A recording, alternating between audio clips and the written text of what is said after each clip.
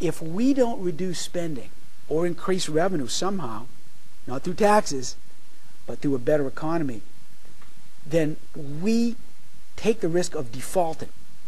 If our state defaults, meaning that we're fiscally insolvent, we're broke, we're bankrupt as a state, it means if we ever want to borrow money, no one's going to lend us money. Well, we may have to for our infrastructure. Right now, we can't afford it. We're broke, so we shouldn't be borrowing any. But my point is, the law is we have to balance the books. So we must come up with plugging a $1 billion hole. Unless we do, we're insolvent. I'm a true fiscal conservative. And what I am not advocating in any way is borrowing. We're broke. When you're broke, you don't borrow more money. You get yourself out of the hole. But all I'm saying is we have to, by law, balance our books. And this is this $1 billion shortfall we're talking about. It's going to be tough, but we've got to do it. We have no choice. Well, this past budget cycle, the governor did balance the books. But let's think about how he did it, which is where I'm going. The gross fiscal mismanagement in the state is really breathtaking. I don't know what it's like out in Alaska, Rick, but it's breathtaking in the state. I'm sorry? Yeah. What the governor did was took one-time stimulus money from Washington, plugged it into our programs instead of making these tough decisions you were referring to, Pat. Instead of reforming our Maine Care program, our Medicaid program, and so forth and so on. They introducing now furlough days, encouraging us to gamble more. They raid the highway fund. This is set-aside money from the gas tax that's supposed to be used to pave our roads. They raid that and other set-aside funds to balance the books. Gross fiscal mismanagement. So they've done it with gimmicks. The gimmicks are over. Stimulus money is gone. We need to balance the books. Who's got the guts to face the music? That's the question. So clearly, we need to go in, look at every department and agency and program. First of all, understand, what are we trying to achieve with these programs? I mean, most of these programs don't even have objectives. And then we need to collect data and make sure we have evaluation systems. So instead of straight line funding these programs, we know if they're successful or not. If they're unsuccessful, we need to close them. Classic example is our Dear Go Healthcare program. I mean, this is a program that was started in 2003. It was supposed to enroll 135,000 people. It enrolls 10,000. It was supposed to not cost us anything. It cost us $155 million and counting. And it was supposed to drive down the cost of insurance premiums. They've gone up about 70%.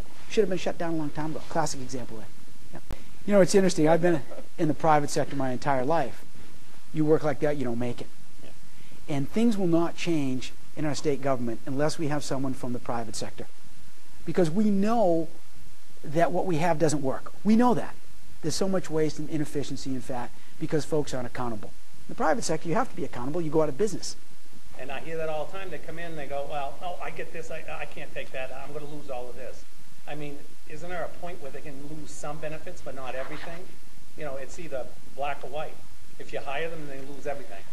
So they say, no, I get more in the state, so I stay with the state. So we're in competition when we're hiring people.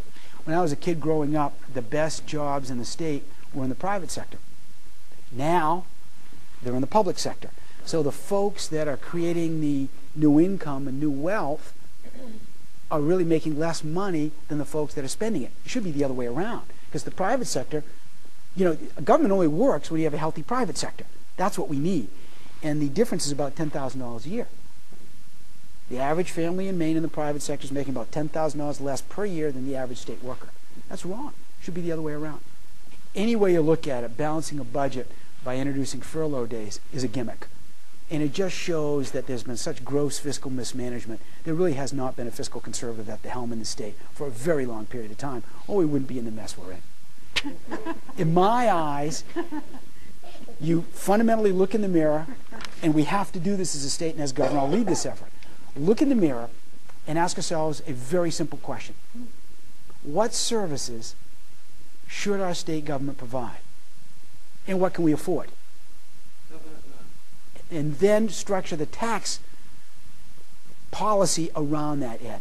I don't think, Will, that the position of the state government should be to pick winners and losers. I really don't. Right now, our state spends $200 million a year of our money on economic development. And what do we have to show for it? One of the worst business economies in the country.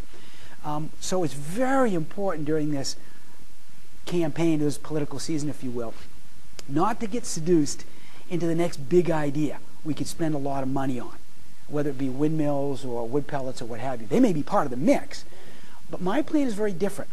It's to get the basics right. And if we get the basics right and we become a state that can compete with other states because our cost is down, our complexity of doing business is down, then we will attract industries of different sorts. And the private sector will find its way here. We have 3,600 miles of coastline, a fabulous potential for the wood products industry. We have an aging population, so geriatric care and health care is a fabulous place to employ people here.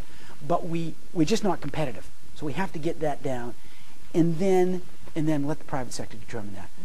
How about the inheritance tax? This is an interesting one, or what they call the death tax. So we all work our entire lives very hard, and then when we move on, your heirs have to deal with what they've been left, and it sometimes have to sell those assets to pay for the tax.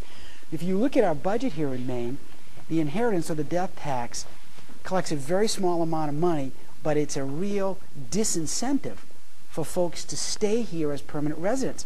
So what we have is not only are young people leaving because they can't find good jobs, we have more and more people, as they get to be retirement age, changing their state residency.